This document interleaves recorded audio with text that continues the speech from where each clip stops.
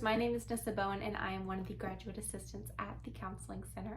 And today I am going to be showing you how to make your very own completely homemade journal. So we're going to be talking a lot on our Be Well GSU Instagram page in the coming weeks about journaling and the benefits of journaling. And so I thought a fun way to tie in our craft this week with all of this discussion on journaling is by making our very own journal. So that's what we're going to do.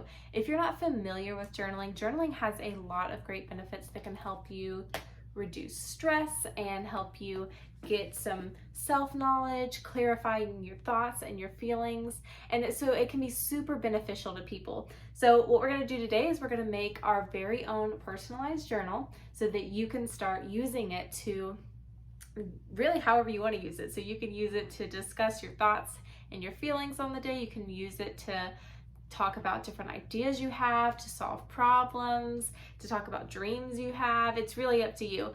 So we're gonna make the journal, and then I'd love to see or hear in the comments what you decided to do with your journal. Okay, so for this project, you're gonna wanna get a couple of different things. And the most important thing, the number one thing you wanna get before you get anything else, before you start planning, is to get your composition books. So what I initially planned on doing was to get like the traditional composition notebooks that we had when we were in school that are a little bit thicker and typically have like some different colors on them. However, for some unknown reason, I couldn't find them. So I ended up getting these from an office store near me. So these are really thin composition books, but the main thing you want to do is you want to get something that is not bound with wires or anything like that, but bound in your traditional composition style. So get those and get as many as you're going to want to create the thickness of your book. So for me, because these were so thin, I decided to get about 9 of them to create the thickness that I was going to want for my journal. If you have the bigger ones, then maybe you don't need to get as many, maybe 2 or 3 would be fine. So just determine what you're going to use as your paper source for your journal, and then after that you can kind of start planning the other things that you're going to need. So the other thing you're going to want to get, which was the second step for me, was getting the look for the cover and the back of my journal. So you can do a couple of different things. You could make one yourself, and if you can do that, I would love to see it. Let us know, share it on Instagram, share it in the comments. So you could do that. You could get some paper and make your own design. You could go to a craft store and you can buy really decorative paper. You can buy one big sheet of paper for like 79 cents. That's what I did. Or you can just use paper that you have already lying around your house. So like I said, I went out and I bought some. So the one I got, I really liked the pattern of it. And so just get something that you feel like really resonates with you, that you like. And then what you're also going to want to do in tandem with picking out the pattern for your cover is to get some fabric that's going to match. So I have some scrap fabric from an old pillowcase that I no longer wanted that I thought matched well with the color of the paper that I chose. So I decided to do those two. So you want to have some sort of fabric, maybe something laying around the house that you're ready to let go of, and you want it to kind of match up with whatever the picture or design or pattern is that you're going to use for the paper for the cover. Then what you're going to want to get is you're going to want to get some cardboard. Now that one was probably the easiest thing I had to do. I just had to go down to my pantry and find some cereal that I was ready to let go of and just grab that. So get some cardboard. And what you're going to do first, the very first step, is going to be cutting out your cardboard into the size of the front and back of your notebook. So you want them to be fairly similar in size. So I went ahead and I cut mine out. So it looks like they're pretty good matches. So I'm going to do 2 of these. And then I'm also going to cut out my paper. So I already went ahead and did that too. So I cut out my paper the same exact size that I cut out my cardboard. And so you're going to do that, and then you're going to glue them together so that you have a 2 sets of cardboard and paper combined. That's going to be the front and the back of your journal. And I just used typical Elmer's glue. You can use Grisser glue if you have it and you want to use it, but I definitely didn't feel like I needed any fancy glue for this. So that's going to be your first step, is just to go glue those together so that you have the front and the back. And then what you're going to do is we're going to combine all of our journals together. The next step. So the next step is going to be combining all of your journals. So it depends on how many you have. I have 9, but maybe you were able to find the thicker one, so you only want to combine 3. So however many you have is kind of going to be how much work you have to do with this one. But basically the concept is that you are going to take one of them, add glue,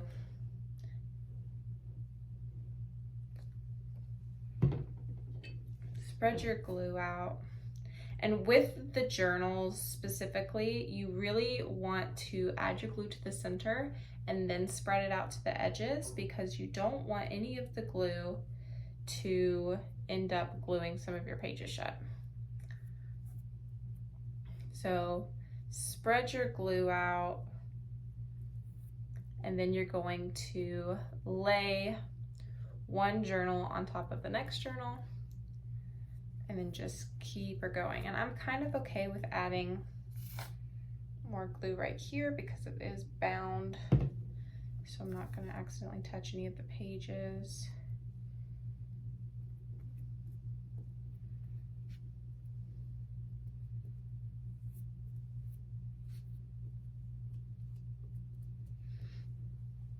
And then try to get it aligned exactly. I'm just going to take this one off with the rest of them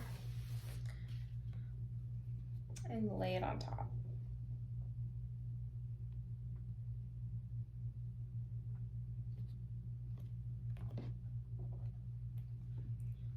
And just kind of push around, feel around until you've got it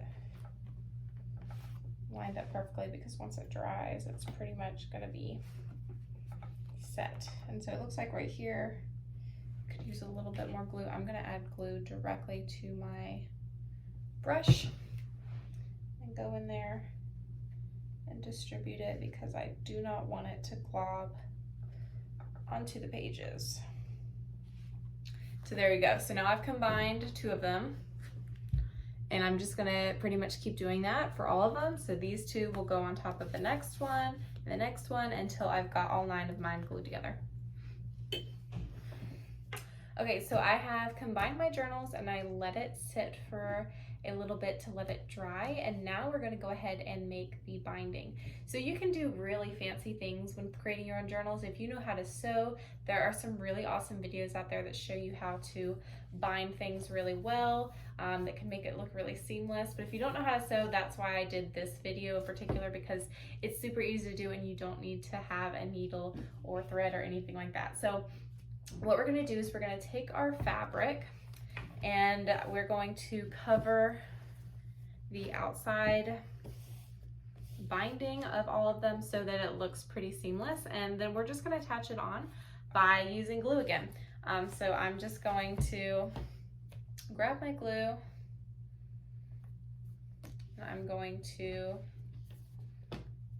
put the glue up here on the top of all of my combined journals. And I'm going to use my brush again just to kind of spread it out.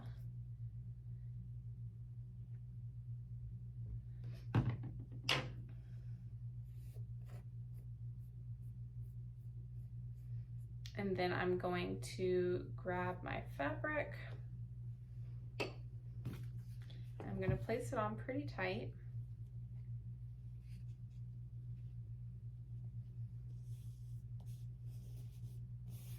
And also I'm going to glue it down on the sides so that it will hold. So it looks like it came off a little bit. So you might want to do that in tandem with putting the glue on the edges.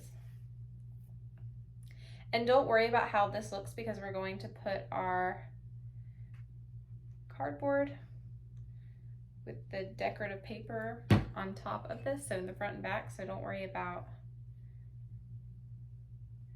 the look of it too much on the front and back, but you definitely want to make sure that once again, you're not letting the glue go over onto the pages.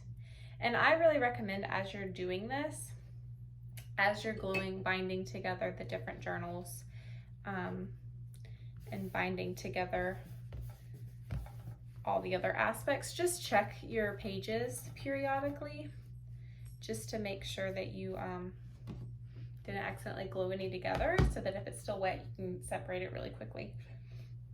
Because I found that even though I was being super careful, there was one little spot where 2 or 3 of my pages were kind of sticking together, so I just broke them up really quickly, and thankfully nothing ripped for me.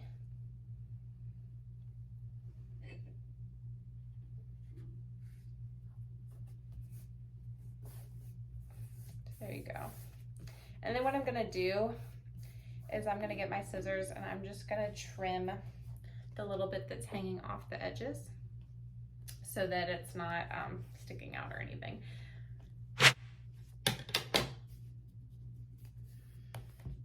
And there we go. So now I have my book binding, so it all looks like one seamless thing. And then I'm going to take the cardboard pages that I cut out and added my paper to, and I'm going to glue it on the top and on the bottom. And so once again, I'm just gonna use my normal glue, and it's gonna look something like this when we're done, so you can imagine it's gonna be on top and the bottom. And then we will, you've got your kind of basic layout for the journal, and then it's kind of up to you. How do you want to decorate it? How do you want it to appear? What do you want it to say? How do you want to divide it up? All of that is really personal preference, and that's the fun part of making a journal completely from scratch, is that you can kind of make that decision on exactly what you want it to be for, and you can decide exactly how you want to divide up the different sections. You can decide exactly how you want it to look. When you buy one in the store, you can't necessarily always do that.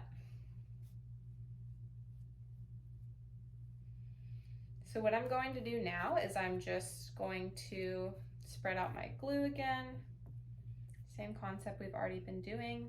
And then this time, after I put the top and the bottom on it, I'm going to get a big book and place it on top for a while to kind of make everything mesh and hold together. And I'm just gonna leave it, let it sit for maybe 15 minutes or so, just to make sure everything's really holding well together.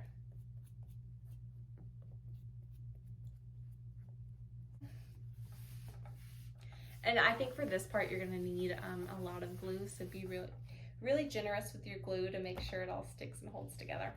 Okay. So I have glued it down. It's all ready to go. And for the last step, I'm going to just actually add another piece of that fabric over the top, just to make the journal look a little bit more seamless, because I just didn't totally love the look. I mean, you can leave it like this and that's fine, and it will still totally work, but I felt like just adding one more piece of fabric will give it more of that traditional composition notebook look, which is kind of where we started. So I thought it would be cool to, I guess it'd actually be this way, to let that be kind of where I finish it out at too. So what I am doing, and I found for this fabric, this glue didn't work that well in terms of actually adhering to it. So I grabbed my hot glue gun, so that's what I'm gonna use. And so I've cut out my fabric, I've made it pretty straight, and I've got it where I want it to be. And so what I'm gonna do is I'm going to actually open it up, and I'm not gonna hot glue on the top because that'll make it look a little rough, but I'm going to fold a little bit of the fabric in to the inside of the journal, and that is going to be where I hot glue it. So the way I'm going to do this is I'm going to just fold it in And then I'm going to cut a little piece, cut a little diagonal so that it looks like that. So this part can fold in while this part of the fabric is still sticking up, because I'm just going to turn that part off. But I folded that part in, and then I'm just going to grab my hot glue and I'm going to hot glue it, and then trim this little bit of excess off and do it on the bottom, do it on the front and back of the other two sides, and I'll be good to go. Okay, so this is the finished product of my journal. It looks like this in the front, same in the back. This is what the binding of it looks like, and then I'll show you what some of the inside pages look like. So I can flip through, and then, you know, I think my idea for these little middle pages is I'm going to make them into different sections and potentially let this be like a doodling area, or I might just put different stickers there, or I could even print out pictures and put different pictures that represent what's going on at the time that I wrote these sections of pages. But that's pretty much, that's the journal, that's the whole thing. So thank you for joining me on this journey. I really enjoyed doing this. It was completely new to me. I'm sure it's completely new to you, the idea of making your own journal, but it feels a lot more personalized to know that I have something that is completely handmade by me, that I'm putting my personal thoughts and feelings into.